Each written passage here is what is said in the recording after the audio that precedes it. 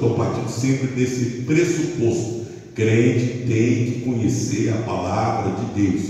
Se não conhecer, vai manquejar e vai cair ali na frente. Vai cair ali, olha o que eu estou falando, vai cair na entender a Bíblia, de não conhecer a Bíblia, não procurar examinar a Escritura, não examinar a Escritura. Jesus falou: errais em não examinar as Escrituras. Tem que entender a Bíblia, tem que examinar as Escrituras, sim. E o diabo quer cegar entendimento, e o entendimento vem a partir da palavra de Deus, né? O texto áudio diz assim: na verdade, pareceu bem a quem? Ao Espírito Santo. Olha bem, a igreja se colocando no nível, olha o nível que a igreja se coloca. Pareceu bem, primeiro ao Espírito Santo, depois a nós dirigidos pelo Espírito Santo. Mas o que significa isso? O Espírito Santo opera, mas eu sou cooperador do Espírito Santo. É através de mim que o Espírito Santo opera, é através da minha inteligência, do meu conhecimento, entendeu? Por isso que a Bíblia diz: pareceu bem ao Espírito Santo, mas pareceu bem em primeiro lugar ao Espírito Santo. Se pareceu bem ao Espírito Santo, irmão Rosário, pelo amor de Deus, como que vai parecer bem ao Espírito Santo e não vai parecer bem a você? Esse seria contraditório, porque o Espírito Santo está dentro de nós, né? Não vos impor mais. Me ajuda, vamos fazer uma leitura completa agora, para não ficar a ideia troncada. Então vamos lá, vamos juntos? Na verdade, pareceu bem ao Espírito Santo e a nós não nos impor mais encargo algum, senão estas coisas especiais. Tá bom, vamos lá, vamos entender isso aqui. A discussão era se deveria circuncidar, se não deveria circuncidar, deveria cumprir a lei, os ritos da lei. E aí a igreja chegou à conclusão, esse versículo é a conclusão dessa assembleia, e a conclusão foi no seguinte sentido: não colocaremos mais encargo algum, senão aquelas coisas necessárias. Muito bem. Aqui tem um problema aqui, obreiros, preste atenção. Tem um problema aqui que muita gente pega com base nesse versículo, achando que a igreja ela não tem que colocar ou impor ou exigir ou pregar os bons costumes. A igreja tem bons costumes, está entendendo?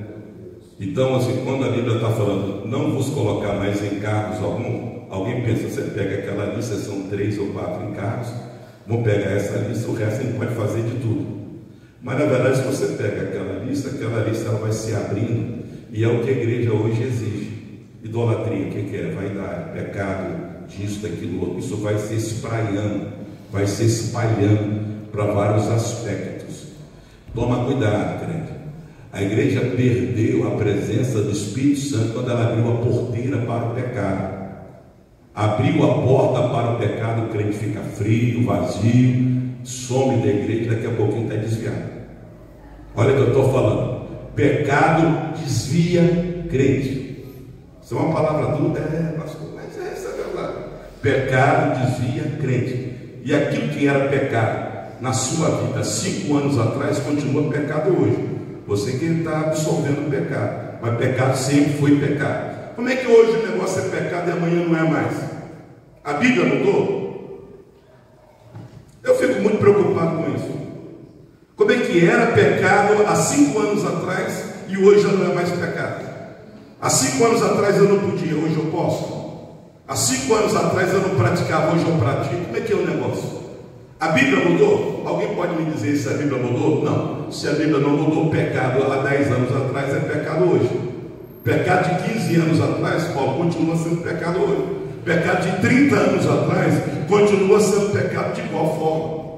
Então não há diferença do que ele é pecado. Pastor, mas antigamente a igreja era assim, hoje é diferente. Mas por quê? Porque antigamente não era pecado e a igreja pregava que era pecado. Não, que a igreja pregava que era pecado e de fato era pecado, continua sendo pecado até hoje. Eu sinceramente, tenho mais de 50 anos como crente, eu nunca tirei da lista daquilo que eu considero. Olha aqui, estou falando de mim aqui, em nome de Jesus, sem arrogância espiritual. Eu nunca tirei da minha lista algo que há 50 anos atrás eu posso dizer isso, filho. Posso dizer isso na autoridade do Espírito Santo de Jesus que está aqui. Aquilo que para mim era pecado há 50 anos atrás, na minha cabeça, no meu coração, no meu sentimento, no meu entendimento, continua sendo pecado. Não mudou? Não mudou. Por que não mudou? Porque o que diz que é pecado é a palavra de Deus. Se eu disser que é pecado, mas a Bíblia disser que não é, prevalece a Bíblia. Se a Bíblia fala que não é, não é. Se a Bíblia fala que é. Então, se a Bíblia já dizia há 50 anos atrás que é, como é que hoje eu vou dizer que não é? Ou eu estava confuso, ou eu não tinha entendimento de nada, então criava pecado na minha própria cabeça. Aí você vai ter que assinar um atestado de confusão, né? Espiritual. Você pensava que o negócio era pecado, mas não é. Aí depois você chega como pastor, eu achei que era pecado, eu ia para o inferno assim, assim, assim, assim. E hoje eu não acho que isso é pecado. Então você vai ter que assinar um atestado de confusão espiritual. Não estava entendendo a palavra de Deus. Não é isso, Paulo? Tem outra explicação para trazer aí. Você me permite, vocês me desculpem a forma de falar. Mas tem outra explicação para dizer. Se era pecado e hoje não é pecado, o que aconteceu comigo? Se eu achava que era e hoje eu não acho que é mais, eu estou com uma confusão espiritual. Minha mente está meio estranha. Ah? Sim? Antigamente eu me lembro, não existia esse negócio de pagode gospel, não existia esse negócio não, essa bagunça que tem hoje. Não existia isso. E era pecado, né? E era pecado, né? E era pecado, né? Hoje não, as pessoas estão aí banalizando as coisas de Deus, é pagode gospel, é samba gospel, é tudo em qualquer coisa. Eu estava conversando com o irmão há pouco tempo, bem antigo, tinha uns 80 anos. Ele falou comigo assim: ô Cléber, quando eu vi esses pagodes gospel, rapaz, eu lembro quando eu estava.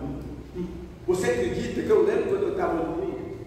Vocês estão vendo como é que é? E o pior, não é o caso dele, não. Estou até aumentando, estou até pegando uma análise aqui. O pior é se ao ouvir tiver saudade, né? Porque lembra tanto, tá? Eu vou fazer aqui até um parênteses aqui, para a gente voltar aqui. A lição, essa lição tem os pontos iguais, tá? Não tem como fugir deles. Olhando aqui o relógio, inclusive. O que nós estamos assistindo hoje? Nós estamos assistindo hoje, por exemplo, cantor evangélico tinha que ser crente. Para cantar hino evangélico tinha que ser crente. Vocês estão lembrados disso? Eu tive cantor, não vou falar o nome aqui, mas cantor que hoje é cantor top, cantor que desponta no Brasil, cantora tradicional, tá? Todo mundo já cantou em lugar aqui. Eu estava participando de uma festa evangélica e ela tinha sido convidada. Eu estava lá também, ela foi também convidada. O que aconteceu? Essa cantora lá do Rio de Janeiro, top, cantora conhecida, o convite para ela foi cancelado. Olha bem, a igreja cancelou o convite, porque soube que ela tinha um costume que não estava em consonância com o costume da igreja local. Vocês estão entendendo? Eu não vou nem falar o que ela usava, tal. Mas lá no Rio de Janeiro ela usava algo e a igreja local não tinha esse costume, então você não vai colocar alguém para cantar aqui que não bate com o costume, porque a irmã que está vendo ali, o irmão que está vendo, vai ver alguém e sabe, se ele canta, se ele prega e faz isso, por que eu não posso fazer também? Concorda, pastor André? Não é esse o raciocínio? Se o irmão prega, está fazendo e faz isso, eu também posso fazer, porque eu não prego, não estou tão importante e estou vendo alguém que canta e que prega desse jeito, então não tem como. O convite foi cancelado e ela não foi. Ela não pôde estar lá. Eu estou falando de uma região de Minas Gerais, que os irmãos bem criteriosos. Não é questão de ser velho, não, tá? Posso até dizer isso, não é questão de ser velho, não. É questão de firmeza daquilo que você crê. Isso não é velhice, não. Tem gente que usa isso como sinônimo, pelo amor de Deus, viu? Os mais jovens aí, né? Isso é um grande engodo do diabo.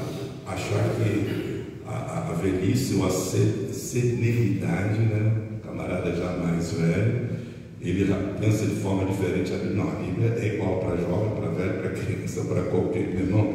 A Bíblia é igual para todo mundo. Você concorda comigo? A Bíblia não é uma Bíblia para velho, uma Bíblia para jovem, uma Bíblia para criança, uma Bíblia para mulher, uma Bíblia... Não, esse negócio não existe não. Esse negócio de Bíblia para... Não é assim não. Mas não foi. Mas só concluir o raciocínio. Olha o que aconteceu. Hoje,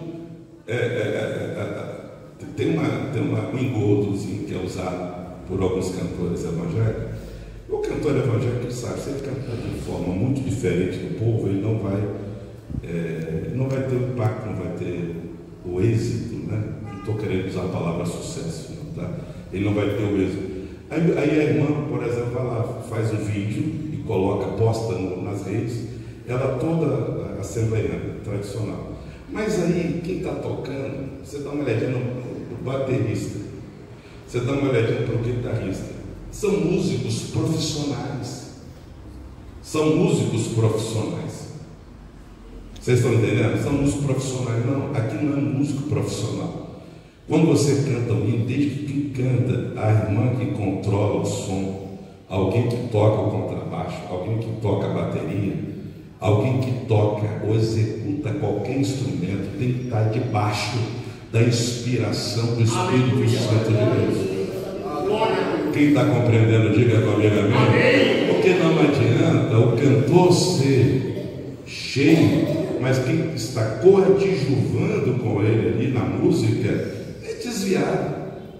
é desviado ou nem é crente, nem se converteu. São músicos profissionais. Então, quando nós começamos a ter músicos profissionais dentro da igreja, nós estamos vivendo a tragédia que hoje nós estamos vivendo, né?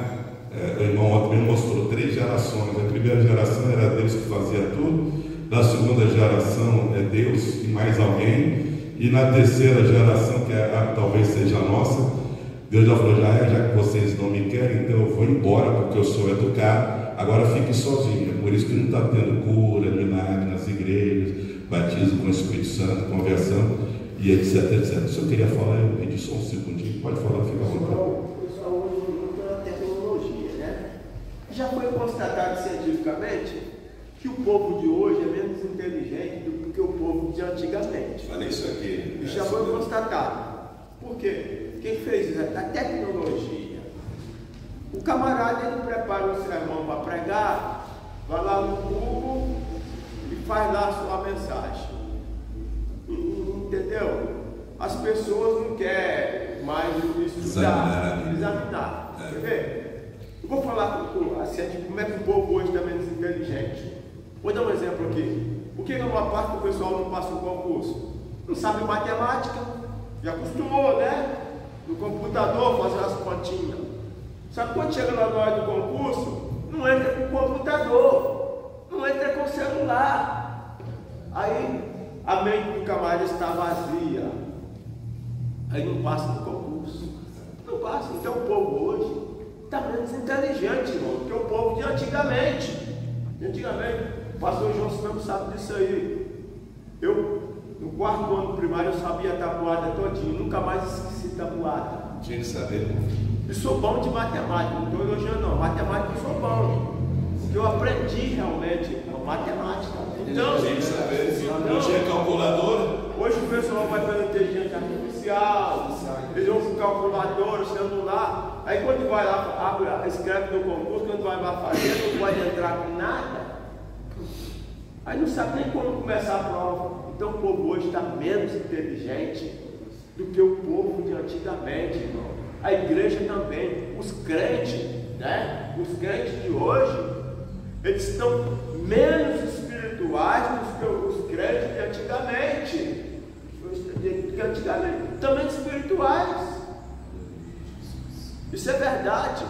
Isso é verdade. O pastor João sabe mesmo aí. Os cultos de antigamente é difícil ter culto que não aceitava a gente, era a gente batizada com o Espírito Santo. Toda festa, para ser boa, tinha que ter batismo com o Espírito Santo. Tinha que ter conversão de alma, senão não era festa. Entendeu? Então as coisas hoje que o pessoal está indo falando, irmão, mas mudou porque hoje é diferente, a tecnologia. Não, mas a Bíblia não muda, Deus ele não mudou e não muda. o pastor Cléber, até aproveitando as suas considerações e aproveitando aqui o público atento dos jovens aqui, né, sempre atentos, algo que sempre tem acontecido, Felipe, e graças a Deus por isso, né, eu louvo a Deus pela iniciativa, né, que vocês têm tido, que é de orar para povo, para as festas. Não estou dizendo que a oração não é importante, deve sempre ser importante, mas vocês também se recordam bem que quando um profeta foi fazer uma oração, você lembra bem disso, o profeta Elias, né? O que acontece? A primeira coisa que Elias fez foi acertou o altar. Então hoje a gente tem orado, buscado a Deus pelas festas, pelos cultos. Eu tenho orado, todos aqui têm orado. Você ora pela escola, você ora pelo culto de domingo à noite. Mas hoje nós todos estamos vivendo aquilo que eu chamo de impedimentos à oração. Muita capa de Acã escondida. Está entendendo? Muita capa de Acã escondida. E uma vez eu até cheguei, mas não quero bater cabeça na parede. Você ora. E se tiver capa de Acã escondida, todos nós estamos batendo cabeça na parede. Porque essa nossa oração ela fica travada. Tanto é que às vezes você sente que há uma diferença de orar quando você ora em determinado lugar. Determinado lugar parece que a oração flui mais, determinado lugar parece que a oração flui menos. Onde vocês estão dizendo, quem é espiritual e que gosta de orar e ora, sabe muito bem o que eu estou falando. Quando você chega em um lugar, dependendo do lugar, a oração parece que o embate espiritual é ainda maior. Tá? É aquilo que eu chamo de impedimentos para a oração. Mas vamos lá. Coloca para nós o primeiro ponto, fazendo favor. Você pode deixa só o título, o primeiro ponto aí. A questão doutrinária. Aqui é fácil. Essa lição é simples, tá bom? Muito simples. Capítulo de número 14, não 15 que nós estamos estudando. O capítulo número 14 vai relatar alguns momentos da viagem missionária de Paulo. Ele empreendeu umas 3 viagens missionárias. E o capítulo 14, olha aqui para mim, ele vai narrar algumas dessas circunstâncias, dessas viagens que ele estava fazendo. Muito bem. Qual foi o problema que Paulo enfrentou? O problema que Paulo enfrentou é que onde ele chegava, ele chegava para pregar a palavra de Mamassa, o diabo levantava alguém para tentar fazer um contraponto, para dizer, não é assim como Paulo falou, não é assim como Paulo pregou, não é assim como Paulo ensinou. Olha o que eu estou falando. O que o diabo é especialista em fazer? Você prega a palavra de Deus, aí o que o diabo faz? Ele usa alguém para tentar descaracterizar, para tentar dizer que a palavra não é assim como ela foi pregada, desqualificar a palavra de Deus. Eu fico pensando, meu Deus do céu, como Paulo sofreu com esse tipo de situação. Você dá uma olhadinha no capítulo número 14,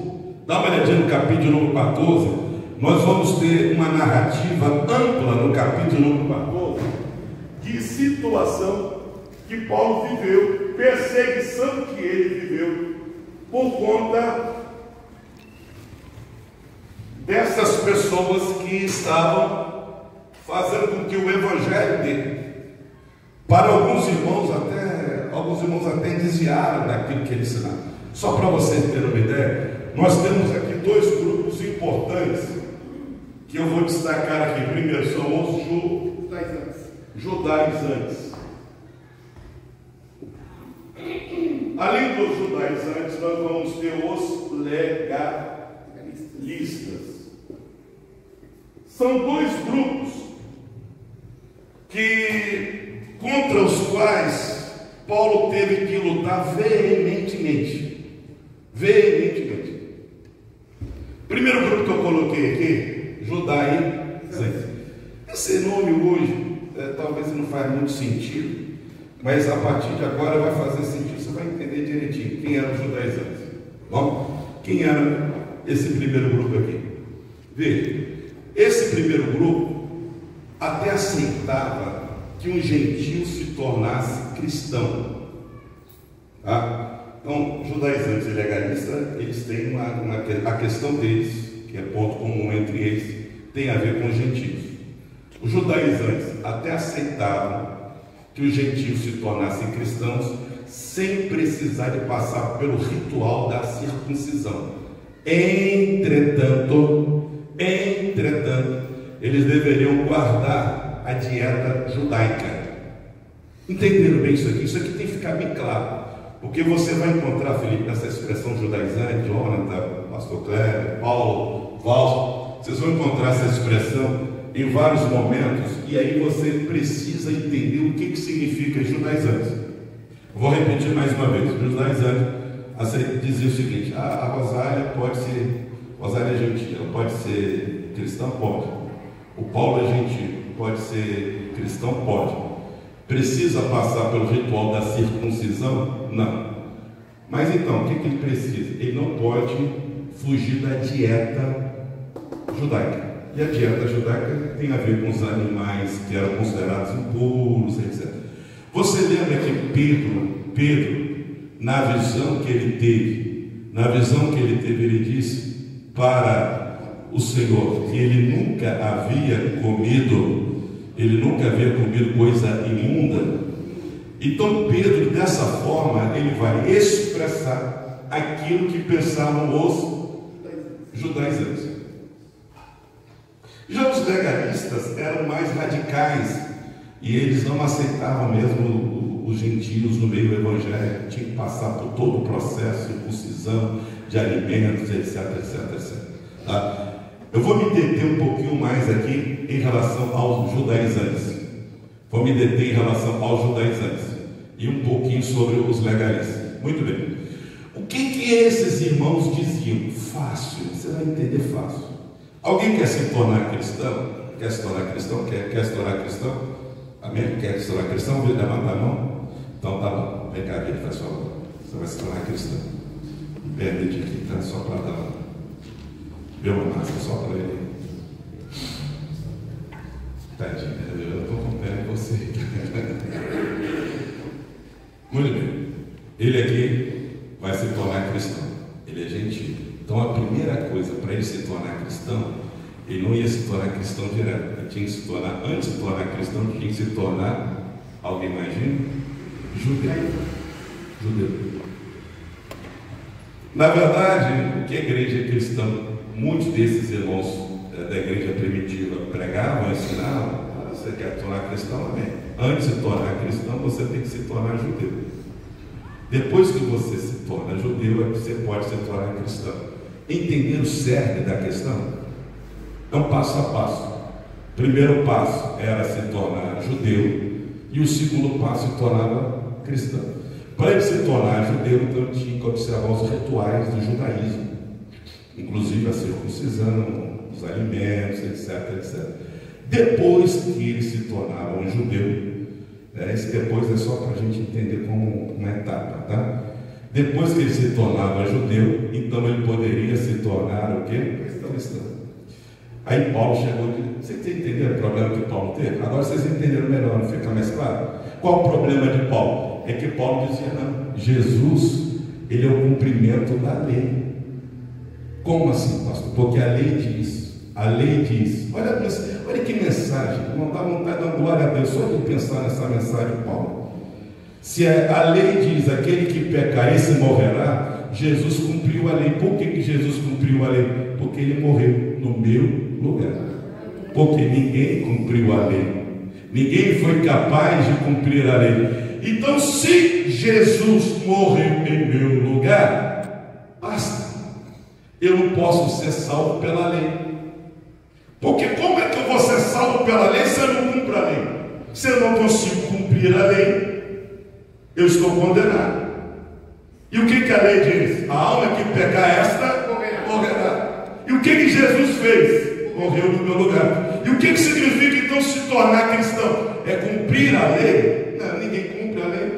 É isso que Paulo dizia, ninguém vai conseguir cumprir a lei. O que você tem que fazer para ser salvo? Receber Jesus, que cumpriu a lei no seu e no meu lugar. Como é que Jesus cumpriu a lei? Isso tem que entender. Como é que Jesus cumpriu a lei no seu lugar? Porque a lei, vou repetir mais uma vez, a lei determinada. A alma que pecar, esta. Então, veja, você pecou. Você não consegue cumprir a lei. Você tem que morrer. Vai morrer. Vai morrer. Essa era a mensagem de Paulo. Vai morrer. Vai morrer. E aí, pastor, o que acontece? Bem, vai morrer. Mas alguém pode morrer no seu lugar. Alguém aceita morrer no lugar do Vitor? Você é amigo dele? É. Você aceita morrer no lugar dele? Não. Você aceita? Também não vou responder para você. Você aceita seu irmão? Você morre no lugar dele? Não. Vai fazer uma operação terrível, mas a irmã pode fazer a operação no lugar. Imagina uma coisa maluca assim. Você vai aceitar fazer aquela operação no lugar? Não, cada um carrega a sua cruz, pastor. A cruz dele é a cruz dele. Você aceita morrer no lugar dele? Aceita morrer, carregar a cruz? Não. Aí o Vitor estava pronto, eu tenho que achar alguém que aceita morrer no meu lugar. Eu preciso encontrar alguém que morre, que aceita morrer no meu lugar. Aí aparece alguém que diz: eis-me aqui, envia-me. Amém. Quem é esse? Jesus. Ele aceitou, Vitor. A vida que você tem não é sua, mas que você já morreu. A vida que você tem pertence a Ele, que é Ele que morreu no seu lugar. Você pode dar glórias a Deus por isso? Louvado seja o Senhor. Pastor, é assim, Paulo acabava de pregar a palavra. Não, mensagem de Paulo é essa que eu estou falando. Ele ficava floreando, essa luta aí, isso, aquilo outro, essa porta de emprego vai abrir. Não tinha esse negócio não. A mensagem de Paulo é essa que eu estou te falando. Ele pregava isso: Jesus morreu no seu lugar, você vai ser salvo, e se você receber Jesus, você tem a vida eterna. Se não receber, condenação eterna. Terminava de pregar, amém, preguei, amém. Agora Paulo vai embora. Na hora que Paulo ia embora, quem aparecia? Pastor Cléber. Era o outro culto depois de Paulo. Todo culto tinha dois momentos. Um com Paulo, que era o pastor, e depois tinha outro culto, que era o culto dos endemoniados. Eu vou chamar assim, você me desculpe a forma como eu estou falando. O culto terminava, mas continuava com quem? Com o osso? E o que os judaizantes chegavam a dizer? Não, Paulo está meio cagado, Paulo está meio velhinho, todo mundo aqui tem que cumprir a lei, porque a lei veio de Moisés foi enviado por Deus, não havia ninguém igual a Moisés, etc. Aí Paulo disse: meu Deus do céu, não teve uma igreja de Paulo. Teve uma igreja de Paulo, olha bem. Paulo ficou triste. Eu já estou triste com Paulo também. Tem coisa aqui que eu fiquei até triste de novo. Os irmãos lá da Galácia, os irmãos que eram chamados de Gálatas, os irmãos, eles ouviram Paulo, estava todo mundo alegre no caminho, só Jesus basta. Daqui a pouquinho aparecem esses endemoniados judaizantes. O que acontece? Estava todo mundo voltando a querer circuncidar, a cumprir a lei, etc. Aí o que Paulo teve que fazer? Não é mais ou menos 49, ele escreve uma carta a esses irmãos: vocês querem voltar à escravidão, vocês querem voltar, estão anulando o sacrifício de Cristo. É a carta que você tem na Bíblia aí, a carta, a epístola aos Gálatas. A epístola aos Gálatas foi escrita por Paulo triste, aborrecido. Por quê? Porque ele acabava de pregar. Quando ele chega em Antioquia, que era a igreja mãe, e está indo para Jerusalém para resolver o problema, no capítulo de número 15. Quando ele está indo para Jerusalém, ele vai escrever essa carta. Possivelmente foi no próprio caminho. Ele escreve uma carta para quem? Para os irmãos que eram chamados de Gálatas, os irmãos ali daquela região da Ásia Menor, os Gálatas. Olha bem, agora veja bem comigo, Luciano. Paulo passou por Listra, Derbe, enfrentando essa turma que não vale nada. Eles viram, rapaz, o problema deles, sabe o que é? Que eles vinham de Jerusalém. E quem autorizava, pastor Cleber? Quem autorizava? O próprio Tiago falou: eu não autorizei. Tiago, que era o pastor da igreja, falou: eu não autorizei. Mas leitura bíblica em classe.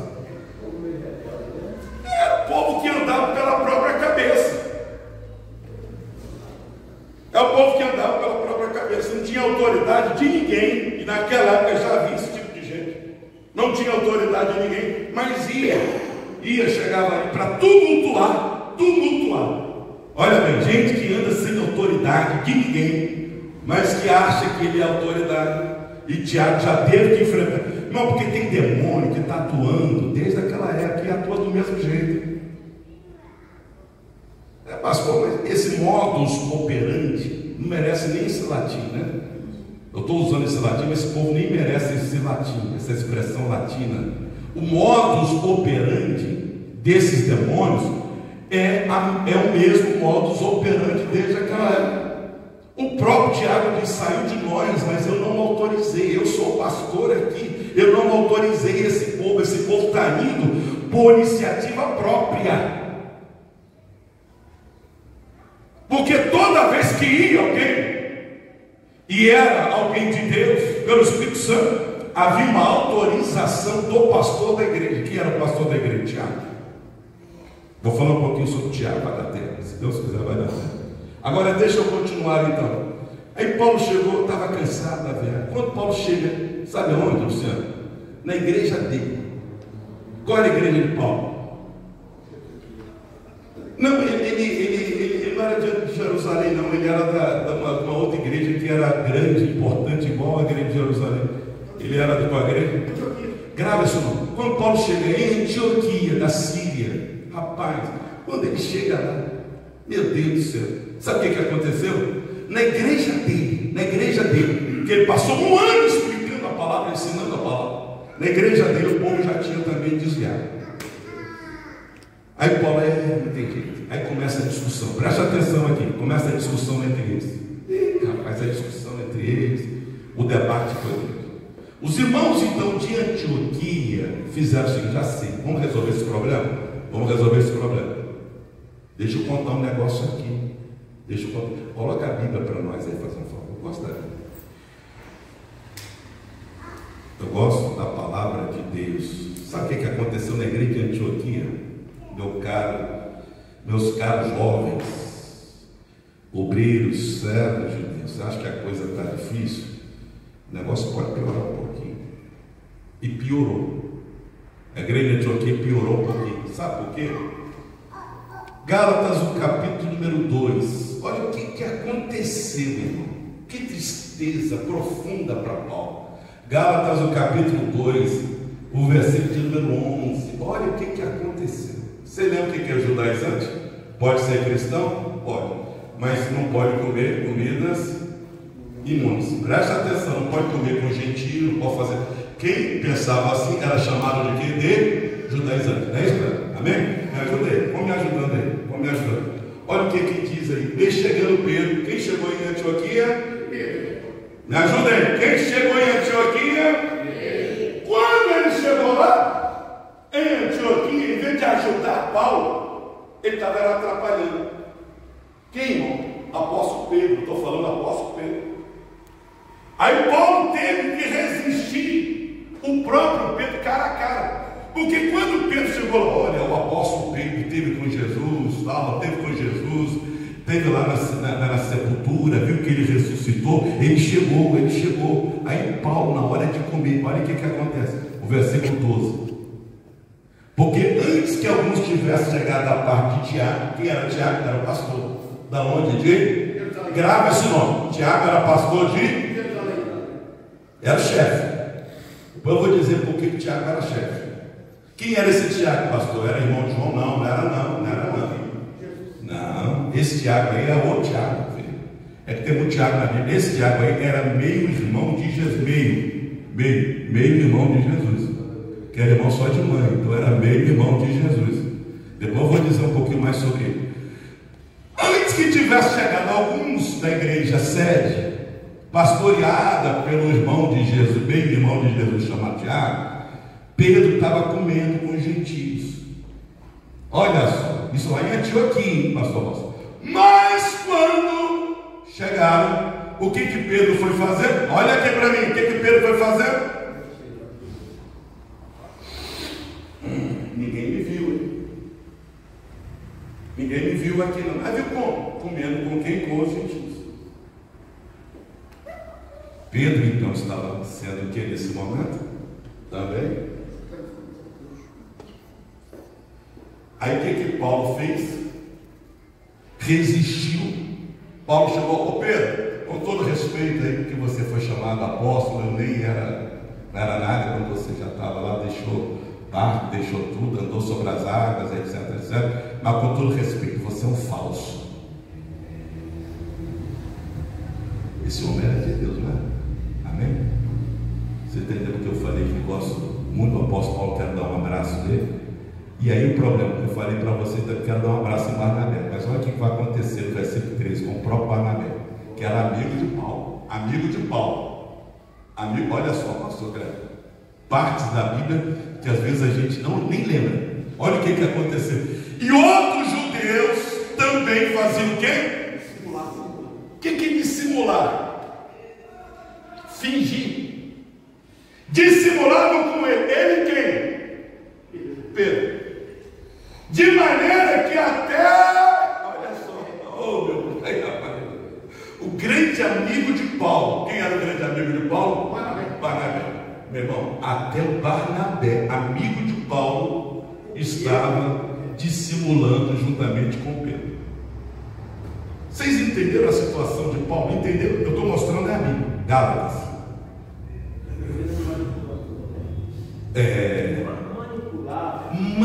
Os judaizantes eram fortíssimos. Quem eram os judaizantes, pastor? Eu vou até explicar melhor. Judaizantes eram fariseus que se converteram. O grande problema é quando o irmão vem de uma fé e quer trazer a memória da fé da igreja, ou da religião, ou das convicções dele, ele quer trazer para a igreja onde ele está presente. Eu conheci o pastor que ele falava assim: aqui na igreja quem ensina sou eu, não deixo ninguém ensinar.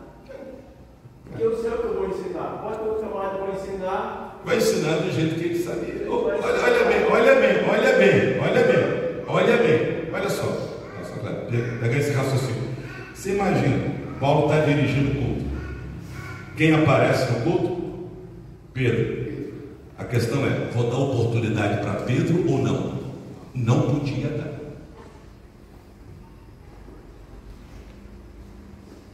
Você entendeu, Paulo? Olha a gravidade. Não podia dar oportunidade para Pedro, porque Pedro ele estava fazendo o quê? Olha a última palavra que aparece aí: dissimulando. A discussão ficou grande e Paulo foi ficando sozinho nesse debate. Aí Paulo foi ficando sozinho, até que os irmãos da Antioquia: não vou resolver esse problema, vou mandar todo mundo lá para Jerusalém. Aí mandaram para Jerusalém. Mas aí veja, para o alívio da irmã Nalzira, quando Paulo resistiu cara a cara, Pedro sentiu, Barnabé sentiu, e quando chegaram em Jerusalém, eles estavam junto com Paulo de novo. Aí tiveram então uma assembleia. Presta atenção. Pode falar. Ontem eu tive com uma pessoa falando sobre esse assunto. Eu falei que ele estava contra isso aí, então eles não estavam considerando a morte de Cristo, porque estavam consumidos, essa pessoa saiu nem morreu. Se Jesus morreu, eu não tenho que fazer nada mais, eu tenho que aceitar Jesus e o Espírito Santo no meu coração. Foi o que eu falei. Amém? Essa é a ideia. Agora veja, essa assembleia, quanto tempo durou? A gente não sabe, ninguém sabe, mas deve ter durado ali, ela deve ter durado ali um tempo razoável, talvez dias. Eu nunca falei esse assunto aqui, então eu gostaria que você entendesse um pouquinho melhor isso aqui. Primeira vez que eu estou dizendo isso aqui. Essa assembleia a gente pode dividir em 3 momentos. Primeiro momento dessa assembleia, nós vamos ter uma exposição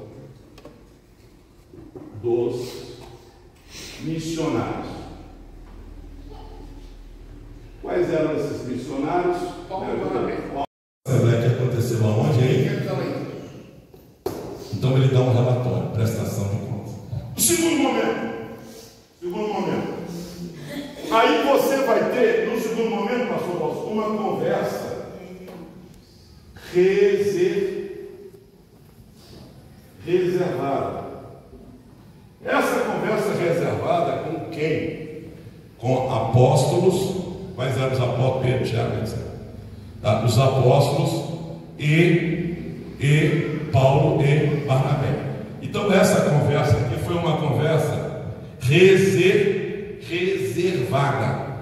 Nessa conversa reservada para entender melhor, mais a fundo, o que tinha acontecido, os milagres, a operação, sinais e maravilhas que Deus havia operado através da vida de Paulo e Barnabé. O terceiro momento, volta os irmãos para o plenário, e aqui você vai ter a resolução. Quem era o pastor dessa igreja? Tiago. Não era Pedro, não, era Tiago. Por que ele era o apóstolo? Por que ele era o pastor dessa igreja? É fácil você entender por que ele era o pastor. A irmã vai me ajudar, 1 Coríntios capítulo 15. Não vou dizer o versículo agora não, mas eu tenho um versículo que eu vou te falar depois, tá? Eu só vou omitir um pouquinho, só por um instante. O grande privilégio de um crente na época da igreja primitiva era Jesus ter aparecido para ele. Então Jesus apareceu aos 12 privilegiados, aos 11 na verdade, né? Privilegiados. Jesus aparece às mulheres, privilégio delas. O grande privilégio, o crente naquela época, a alegria dele era Jesus ter aparecido para ele depois que ele ressuscitou. Agora olha só, 1 Coríntios, o capítulo 15 e o versículo de número 7. 1 Coríntios capítulo 15, versículo de número 7. Jesus foi visto por vários, depois foi visto por depois por todos os. Então tá bom. Jesus já tinha aparecido aos apóstolos antes dessa data, sim, mas olha lá para mim. Antes de aparecer aos apóstolos, talvez pela segunda vez, não sei. Mas antes de ter aparecido para os apóstolos, Jesus apareceu para quem? Quem era Tiago? Era meu irmão de Jesus. Tiago, enquanto Jesus estava vivo, Tiago, ele não queria nem saber de Jesus, nem saber do irmão dele. Você lembra que a família de Jesus não se converteu a Jesus? Nem a família se converteu. Mas depois que Jesus ressuscitou, a Bíblia diz que Jesus apareceu para Tiago. Tiago se converteu. Vou te contar um negócio aqui que muita gente talvez não vai saber, mas você vai gravar isso aqui. Tiago, irmão, fala baixinho. Ele orava tanto, mas ele era de tanta oração. Estou falando do irmão de Jesus. Ele orava tanto, orava, que o joelho dele era todo calejado, havia marca, parecia joelho de animais, de camelo, de tanto que ele estava de joelhos dobrados. O joelho dele era igual ao joelho de camelo. E ele foi assassinado possivelmente lá por volta do ano 60, antes que a cidade de Jerusalém fosse destruída pelo Império Romano. Observe que eu estou falando de um homem de Deus. Você pode dar glórias a Deus, porque Deus sempre tem alguém. Eu louvo a Deus sempre tem alguém, aleluia, que honra o Evangelho, que honra a palavra. Oh, aleluia, aleluia. Oh, exaltado seja o Senhor para sempre. Aí Tiago toma a palavra no finalzinho da assembleia, toma a palavra, e aí ele cita, faz essa advertência. Qual a advertência? Não vamos colocar mais em cargo senão essas coisas que são absolutamente necessárias. Oh, aleluia, aleluia. Agora me ajudem aí, dá uma olhadinha na leitura bíblica clássica, que a igreja foi tão cuidadosa que ela não manda essa carta nas mãos de Barnabé e nas mãos de Paulo. Por quê, pastor? Porque eles faziam parte do debate. Eles não foram para Jerusalém porque eles estavam entre eles e judaizantes com debate. Então o que a igreja? Olha que sabedoria, coloca um terceiro neutro nesse debate, nessa discussão, para que levasse a carta até a igreja de Antioquia. Quais foram eles? Judas e Silas. Fala de novo para mim, quais foram eles? Judas e Silas, que eram homens cheios do Espírito Santo de Deus. Aleluia, aleluia, aleluia. Quando eles chegam na igreja de Antioquia, e quando eles leem a carta, passam o conteúdo da carta para os irmãos de Antioquia, houve uma alegria muito grande entre eles, aleluia. Aí Judas depois, preste atenção, Judas depois ele retorna para Jerusalém. Esse Judas aí, dá uma olhadinha no sobrenome dele, me ajuda aí.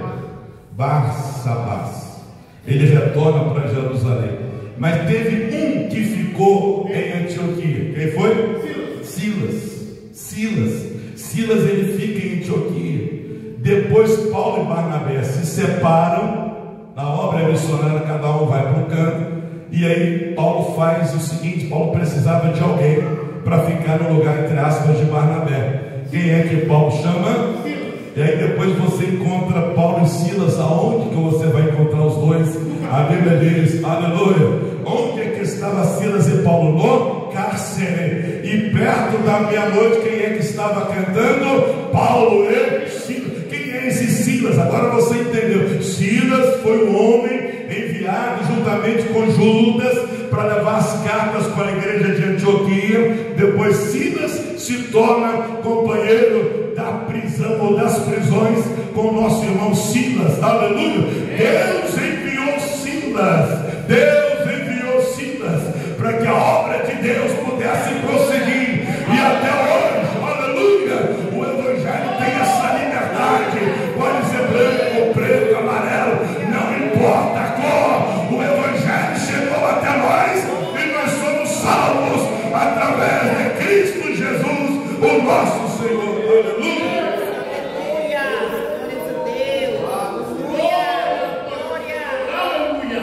Tem gente que pensa, alguém usou essa expressão aqui, por esses dias, eu não me recordo quem. Se o irmão tiver aqui, pode até depois dar um sinal, que foi ele que falou. O evangelho é pela graça.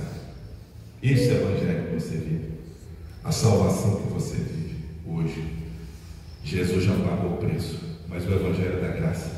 Mas lembra sempre, não é de graça. Amém? Não é de graça, porque sei que foi pago um alto preço.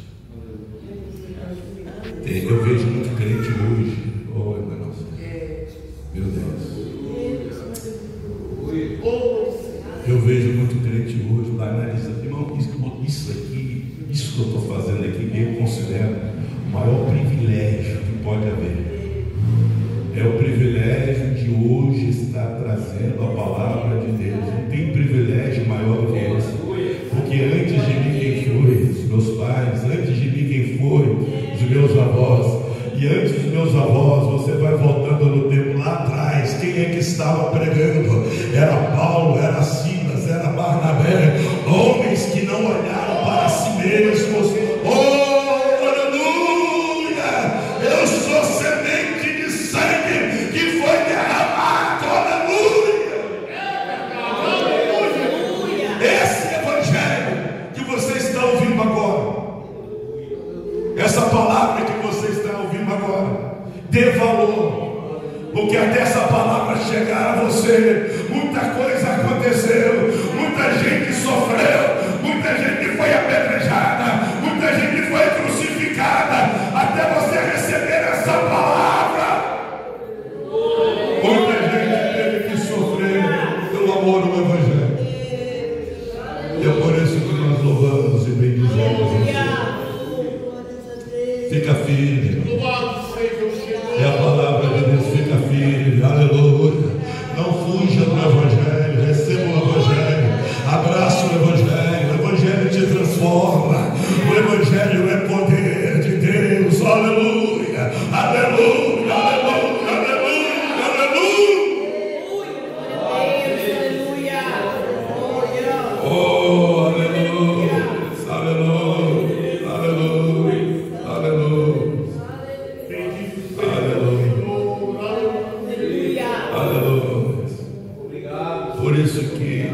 Por isso que tem essa coisa, é a lição da escola bíblica, pastor. Quando é lição, não é para crente chorar. Quem falou para você que não é para crente chorar? Aleluia. Quando é escola bíblica, não é para dar glória a Deus. Quem falou isso para você? Quando é escola bíblica, vai ser um negócio meio friozinho, quietinho. Quem falou isso para você? Porque o Evangelho de Deus alegra o meu coração. Aleluia. Aleluia. Oh, aleluia. Vamos colocar em pé em nome